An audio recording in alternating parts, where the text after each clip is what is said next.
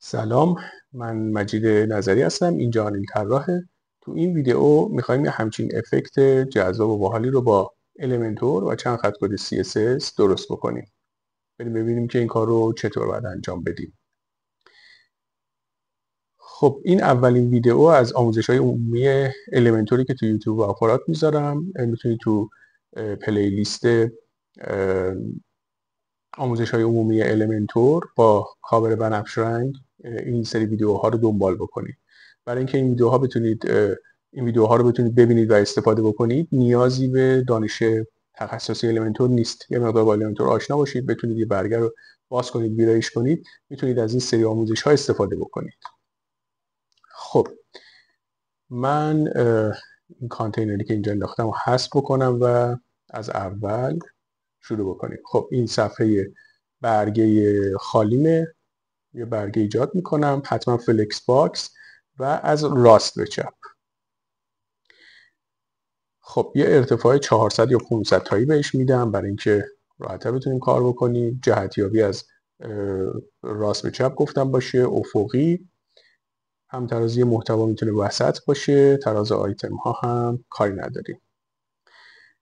فاصله رو هم 0 میدیم. حالا بعدا باید اینو 0 بکنیم. من برای راحتی کار فعلا رو 20 میذارم برای اینکه بتونیم در واقع کانتینر رو درست بکنیم. خب یه کانتینر دیگه اینجا میندازم. این کانتینر حالا در واقع اون قراره اون 5 تا 6 تا کانتینری باشه که استفاده میکنیم. جهتیابی عناصرش که از بالا به پایین باشه. من میذارم رو انتها. تراز آیتم ها رو کاری نداریم. فاصله هم میتونه همین باشه. خب اولین کاری که میکنیم یه بک‌گراند باید به این بدیم. من بک‌گراند رو قبلا تنظیم کردم، میارم اینجا و میذاریم. خب اندازه کامل، جایگاه وسط، تکرار بدون تکرار، سایز نمایش، پوشش که کل عکس اینجا قرار بگیره. دیگه با این کاری نداریم فعلا با این کانتینر. خب من 2 تا سربرگ هم اینجا بندازم، مثلا اقیانوس.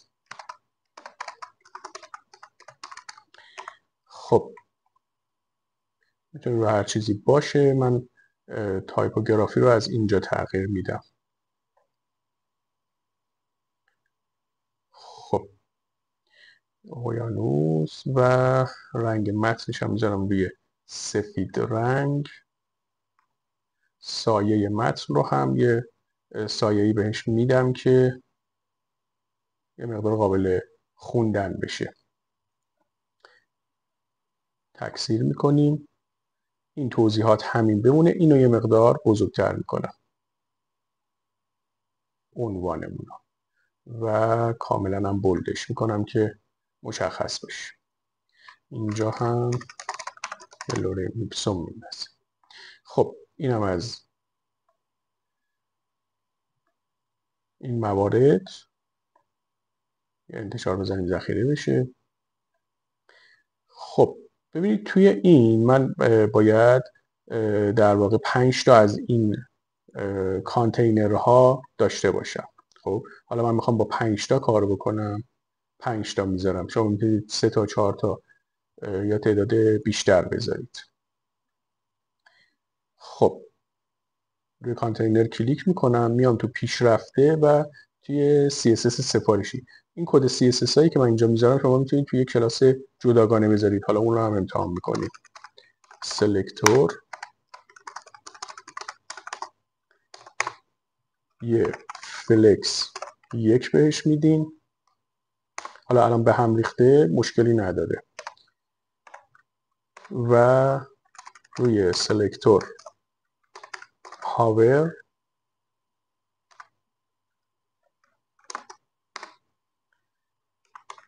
فلکس رو میدیم 5. وقتی هاور میشه فلکسش 5 بشه. اینا رو کپی میکنیم توی بقیه CSS ها هم میذاریم. CSS سفارشیه، سوم، چهارم و آخری. این عدد پنجه چیه؟ یعنی من 5 تا ستون دارم. این عدد پنجه به خاطر اینه. شما اگه 6 تا ستون یا 3 تا ستون یا 4 تا ستون دارید، این عددتون باید باشه در واقع اون عدده. خب ببینید تا اینجای کار در اومده. حالا باید یه ترانزیشن بهش بدیم. من اینا رو مرحله به مرحله میرم که شما ببینید. میتونید اینو اول ببینید. ترانزیشن آل مثلا نیم ثانیه. حالا اینو دوباره روی همه اعمال میکنیم.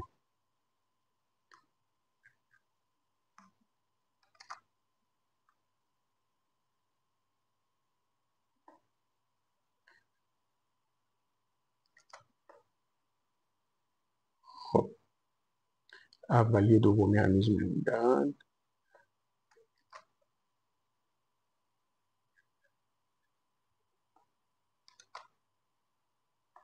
خب ببینید الان اوکی شد. حالا من اون فاصله هایی که گفتم رو هم بر میدارم. اینجا 0 میذارم که اینا بچسبن به هم دیگه و عکس رو هم تنظیم میکنم. عکس دیگه برای این میذاریم. میشه گروپ.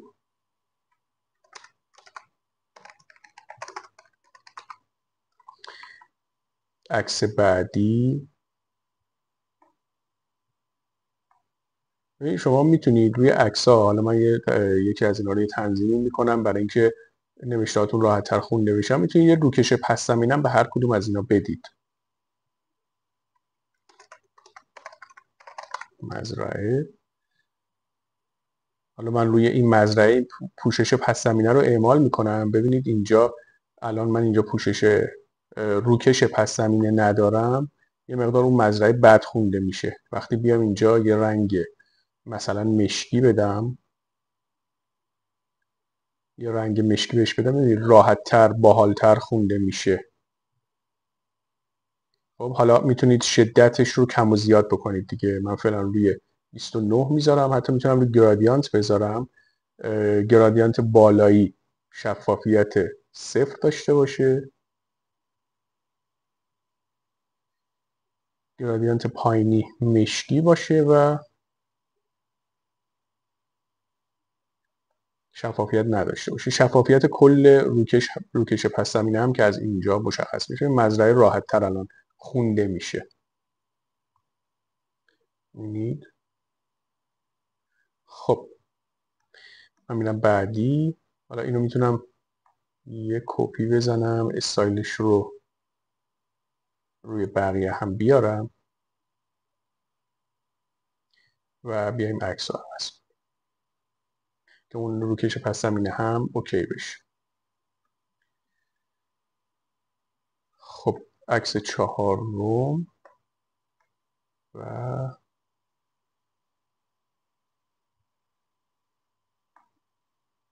عکس 5. حالا دیگه اینا رو کپی استایل پیست استایل نزدم. خب ما الان اینو داریم. حالا یه موردی که هست، ببینید اینا دارن جمع میشن. وقتی کوچیک میشه اینا جمع میشن. باید بریم این رو هم درستش بکنیم. یعنی باید ببینیم که چه ترفندی بزنیم که این اتفاق بیفته و این جمع نشه.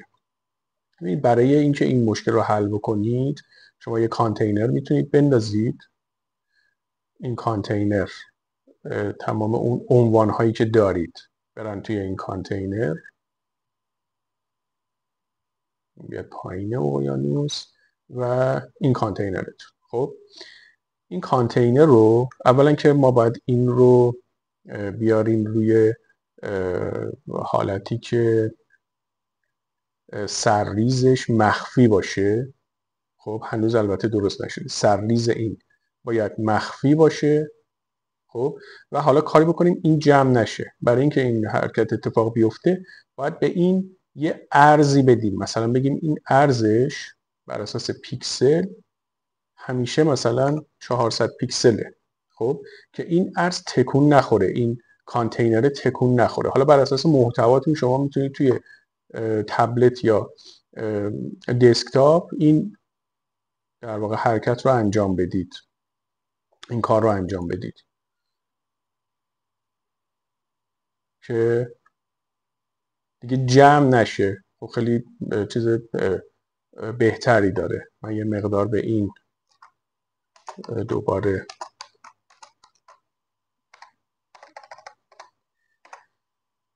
متن رو زیادتر میکنم. ببینید. خب این از این. پس برای بقیه هم باز کانتینر میندازیم. یه کانتینر میاد بالا، گزینه‌های اضافی سرریزش مخفی میشه، حداقل عرض 400 پیکسل بهش میدم. اینا رو میندازیم توی این کانتینر و دومی هم اوکی شد. برای سومی باز یه کانتینر،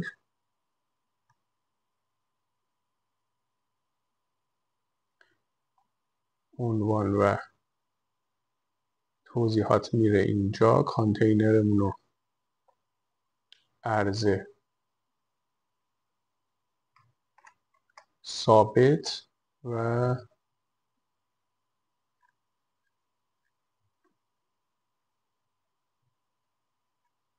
این رو هم باید مخفی میکردیم. من قبلی رو فکر میکنم اشتباه، گزینه‌های اضافه رو اشتباه مخفی کردم. بله این باید مخفی باشه، این نیازی به مخفی بودن نداره.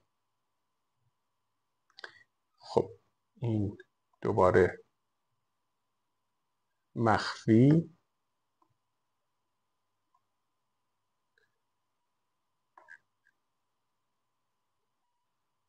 که هست و این کانتینری که اینجا داریم دیگه میشه عرض ثابت، نیازی هم نیست مخفی باشه. حالا برای بقیه هم همین کارو میکنیم.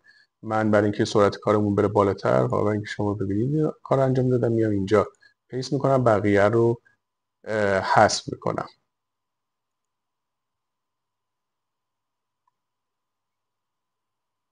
خب این حذف، این هم حذف، اینجا هم حذف میکنیم اینا رو. ولی عنوان ها رو تغییر نمیدیم دیگه.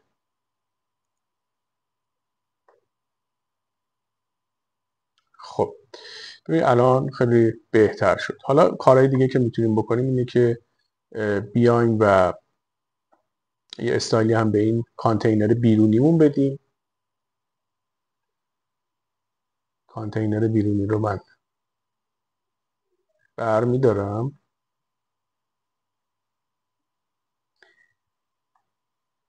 خب اول از همه پدینگش رو برمیدارم، بعد میام توی حاشیه، پس زمینه نمیخوایم، حاشیه یا حاشیه یک پارچه و شعاع کادر مثلا 20. فقط شما اگر دقت بکنید ما الان اینجا اون تصویری که در واقع تو اینجا توی این کانتینر داخلی داریم اجازه نمیده که این گوشه اعمال بشه، این بورد رادیوسی که 20 که دادیم اعمال بشه. چیکار باید بکنیم؟ توی کانتینر بالایی، تو اولین کانتینری که انداختیم، حالا چون من پدینگ رو برداشتم اینجا کانتینر مشخص نیست، شما انتخاب که میکنید دقت کنید که حتما اون کانتینر بیرونی انتخاب شده باشه. کانتینر، این کانتینر رو باید بیام توی طرح بندی، گزینه‌های اضافی و سرریزش رو بذارم رو مخفی. الان این استایل رو داره. متن هم که دیگه جمع نمیشه. الان این کار انجام شد. خب من یه انتشار بزنم. حالا ببینید ما برای هر کدوم از این کانتینرها اومدیم CSS رو تو خود اون کانتینر گذاشتیم. میتونیم اینها رو ببریم توی CSS جداگانه، توی در واقع کلاس CSS و بیایم اینجا به این کلاس بدیم، بگیم این کانتینر با این کلاس در واقع این چیزها رو داره، این موارد رو داره. حالا الان میخوایم این کار رو بکنیم. برمیگردیم توی وردپرس. این استایل سفارشیتون رو هر جایی که دوست داشته باشید میتونید بذارید. من به کانتینرهام، به کانتینرهای هم میتونید به این کانتینر در واقع بالایی یک کلاس بدیم، بگیم هر جا که این کلاس وجود داشت بیا این کار رو انجام بده، بقیه کانتینرامون به هم نریزه. مثلا توی کلاس CSS مثلا فلکس هاور آنیل فلکس هاور کانتینر، اینو باید یادتون باشه. میخوایم یک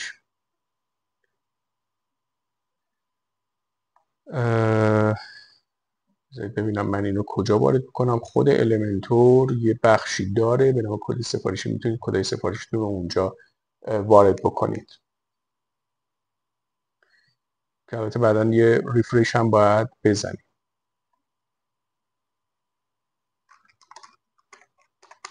فلکس هاور. خب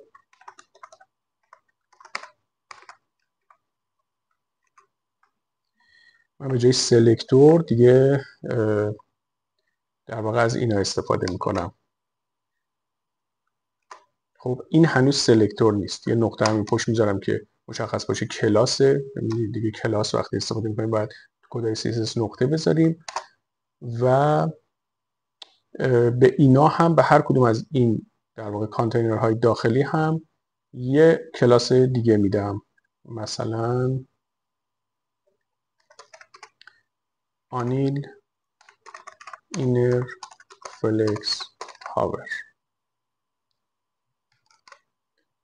خب این کلاس داخلی میشه اینی که ما اینجا نوشتیم تضمین میکنه که همیشه هر کانتینری که این کلاس رو داشت این کدها رو اون اعمال بشه و کلاس های داخلی.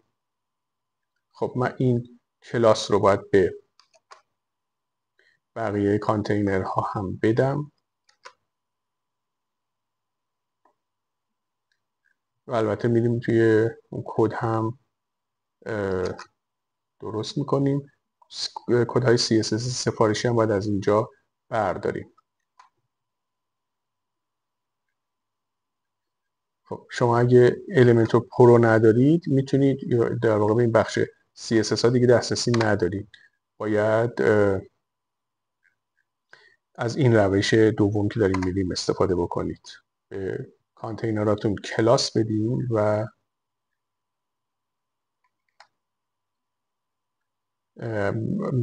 به شیوه کلاس استفاده بکنید. بهینه ترش هم همین روش دومه که شما کلاساتون همه یک جا تجمیع باشه.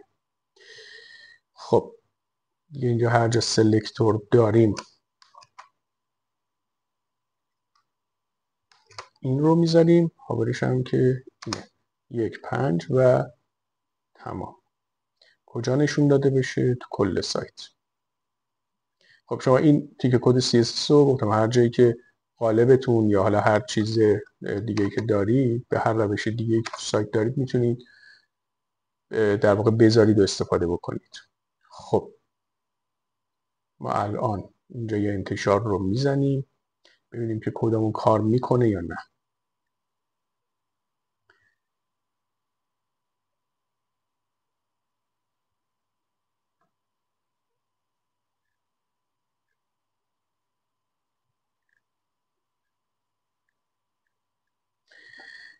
خب